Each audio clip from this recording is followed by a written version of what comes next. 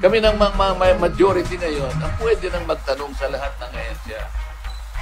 Ngunit hindi po tayo pinayagan, wala po akong magagawa. Ang akin lamang sanang pagtatanong ay nakatuon lamang do sa tinatawag na general principles.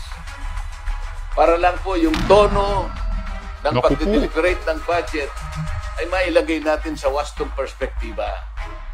Ngunit kagaya nga po ng aking ipinaliliwanag, ayaw na po nila kami magtanong sapagkat ang tangi nilang layunin ay tapusin kagad ang deliberation ng budget sa plenaryo sa lalong madaling panahon. Nakaka-apekto dito po sa pag-achieve natin ng peace, yun that doesn't help. So, siyempre po, especially kapag na-atake po si Speaker, siya po ang padre de pamilya namin. What's up mga kababayan, News That Matters here. Dito sa video natin ngayon ay ating panonoorin itong exclusive interview ni Congressman Marcolita. Mukhang binibilisan ng mga buwayang nauupo ngayon na ma-approve ang national budget na 6.352 trillion pesos para sa taong 2025 mga kababayan, na gustong bususiin ni Congressman Marcolita kung saan mapupunta ang nasabing budget, ngunit tila'y pinagbabantaan ito na wag nang makialam sa usapin ng 2025 national budget. Grabe naman yan. Na bakit ba Zaldico, Romualdez, Kimbo at kayong mga iba pang buwaya na kaya ba minamadali nyo para ibulsa nyo na lang at hindi na mapunta o ma-allocate sa tama ang nasabing trilyones na budget? Grabe naman kung ganoon, na baka kinukunsyaban nyo na ang mga minority at majority na sumang-ayon na lang at bigyang kickback sila o bigyang porsyento sa malaking halaga na ilalabas ninyo. Naku naman po, na kung ganoon totoo ang winiwika ng taong bayan na kayo-kayo na lang nagpapalaki kayo ng tiyan habang mga mahihirap at ordinaryong mamayan hindi alam kung saan kukuha ng kanilang pang-araw-araw. Kulang na lang talaga limusin nyo lahat at wala nang maitira sa sambayan ng Pilipino. Pero bagong lahat mga kababayan, huwag niyo po sana kalimutang mag-like at subscribe para updated ka sa mga uploads ko araw-araw. At yun na nga no mga kababayan, bigyan nating highlight itong sinabi ni Kimbo na kung saan mas mainam na lang di umano na wag nang magsalita o manahimik na lang kapag may issue na nangyayari sa gobyerno. Naku naman po. I think lahat naman tayo dito ay peace-loving people. Gusto naman talaga natin yan. And doon po sa pananahimik, klaro naman po sa sinabi ng Presidente. Ang kailangan po natin sa ngayon, very clear yung sinabi ng Presidente, healthy and democratic debate. Sana naman po ay, ang problema kasi is, kung maaari nga linisin mo ang pangalan mo, Kimbo, huwag kang manahimik ngayong ikaw ay nababalita ang kurap. Kapag may mga inquiries sa Senado na nakaka-apekto dito po sa pag-achieve natin ng peace, yun that doesn't help. So, siyempre po, especially kapag na-atake po si Speaker, siya po ang padre de pamilya namin. He takes care of us. We need to also... Anong padre de pamilya nyo si Romualdez? Si Tambalos? Padre de pamilya nyo? Baka mastermind. Mastermind sa nakawan di umano. Take care of him. So, doon din po kami nanggagaling. Grabe ka talaga, Kimbo. Ganyan na ba ang utak ng isang ekonomista, ng isang guro? Ha? O sadyang una pa lang talaga na maluklok ka ang hangarin mo magkulimbat ng pera ng taong bayan. Ayan kitang-kita sa mga social media na lahat ng mga tulong mo, mapa-wheelchair may tatak na Kimbo o Q. Pati payong, may pangalan mo Kimbo. Anong klaseng pambe-brainwash ang ginagawa mo sa mga tao ng Marikina? Ayan, libreng x-ray. Nakapangalan mo ulit. Pera ng taong bayan yan Ikaw ba ang gumastos? Pati kulay na pink at yellow, halatang pamumulitika ang ginagawa mo sa lungsod ng Marikina. O, ano yan? Pati yung mga sasakyang pang barangay, binigyan mo ng tatak. Ang lala mo, pati sandok, di mo pinatawad. Grabe ka talaga. yawa. Na pati ang medal na para sa mga estudyante ng lungsod ng Marikina, tinatakan mo ng letter Q. Diyos ko naman sa'yo, nakaka-high blood ka. Over na masyado yung hallucination mo. Wala ka ng gabay kung tama ang ginagawa mo. Kung kaya naman mga kababayan, kayo na ang humusga kung may maganda pang bukas para sa atin. Na dito pa lang sa mababang kapulungan, sirang-sira na. Paano pa kaya ang mga nasa itataas? Hindi ko na patatagalan pa mga kababayan. Ito na ang buong video.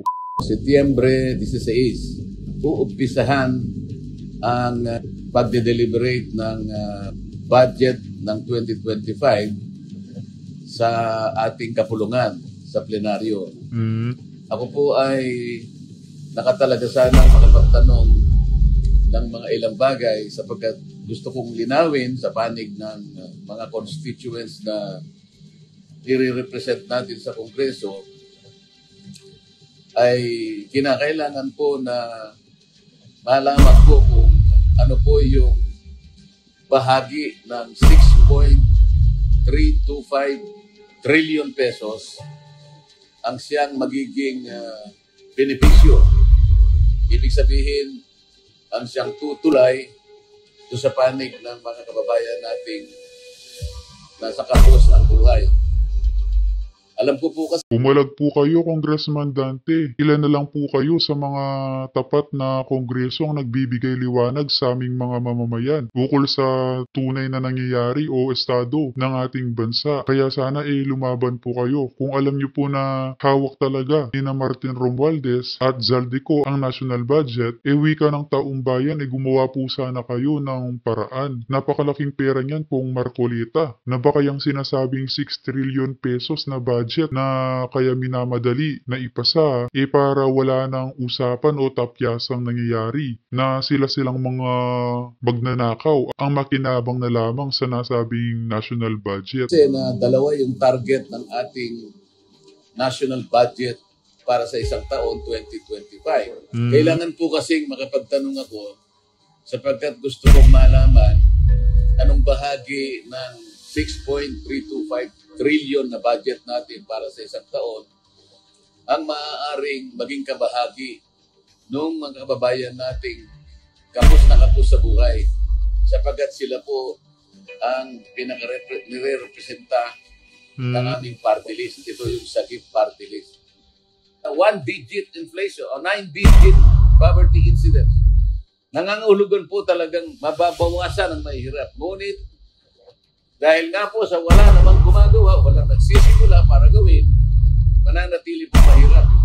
Isa na naman pong tradisyon ang mukhang ayaw po nilang pahalagahan. Sapagkat ngayon lang po ako makakakita uli ng isang pagkakataon na yung pong miyembro ng majority, katulad ko, hindi na pwedeng magtanong. Puro na po yung miyembro ng minority. Hindi po ganun ang tradisyon namin eh.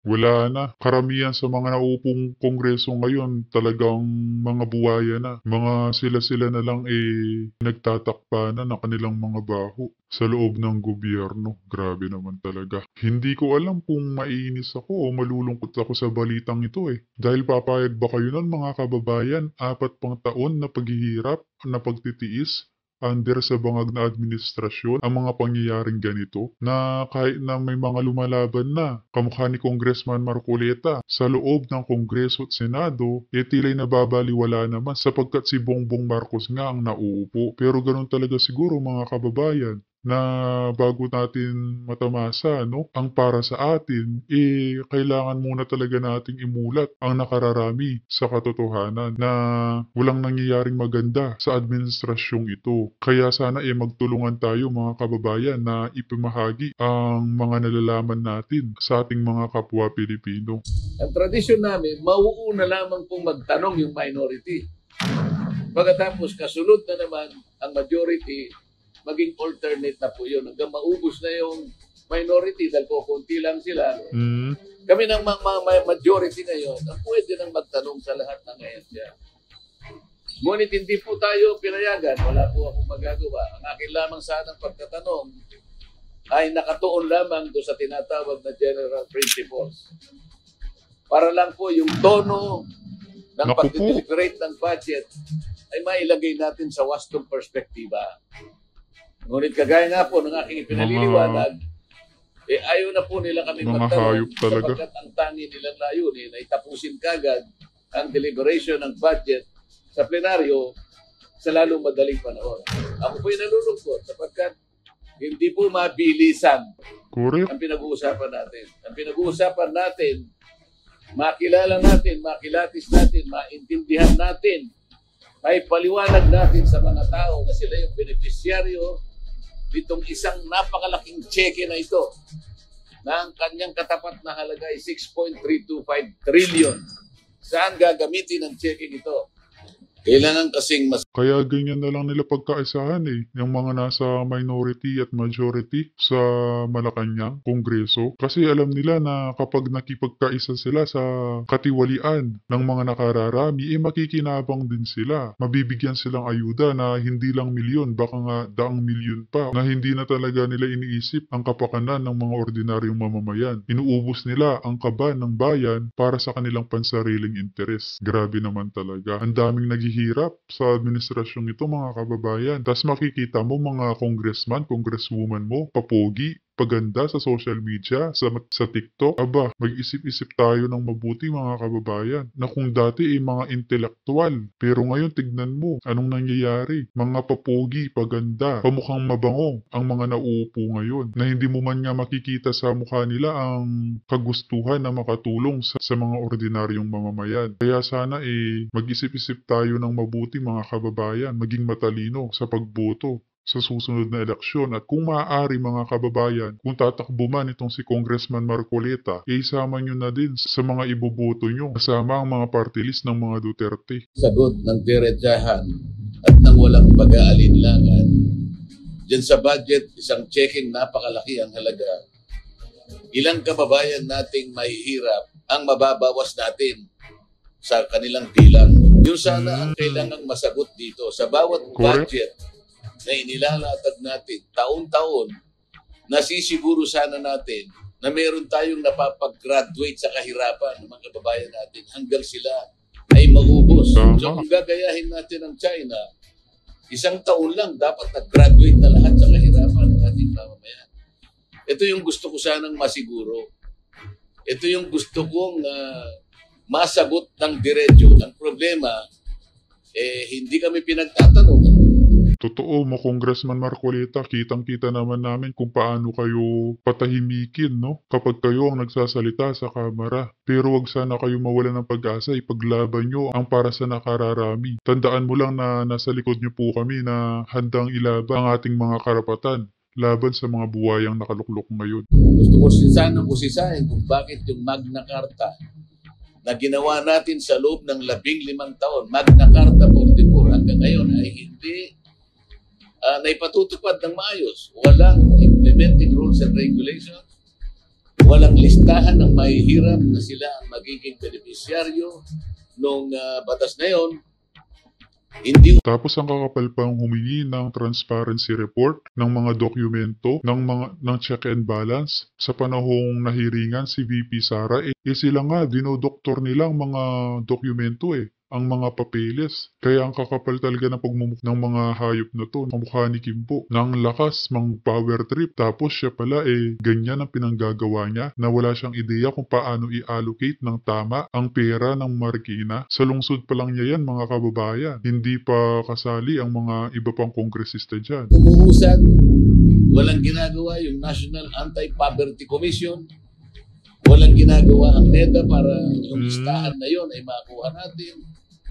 Dahil kung ang tinutukoy nila ay mabawasan ng 1 digit ang kahirapan sa ating bansa at hindi naman sila magsisimula, kahit kailan ay hindi matutupad yung kanilang hangarin sapagkat hindi gumagalaw yung batas at walang gustong sumagot at walang gustong gumawa. Tahimik. At ayaw nila kaming bigyan ng pagkakataon na makapagtanong dito sa bahaging ito. Ngayong napaka-importante nito sapagkat ang kinakatawan nga natin ay yung mga mahihirap na kababayan dito sa ating bansa. Maraming salamat po at manatili tayong malakas, matatag ang pananampalataya, paniwala sa Diyos na kahit ano pong mangyari, huwag tayong kakala, silaban po natin ang katwiran. Mm. Salamat po.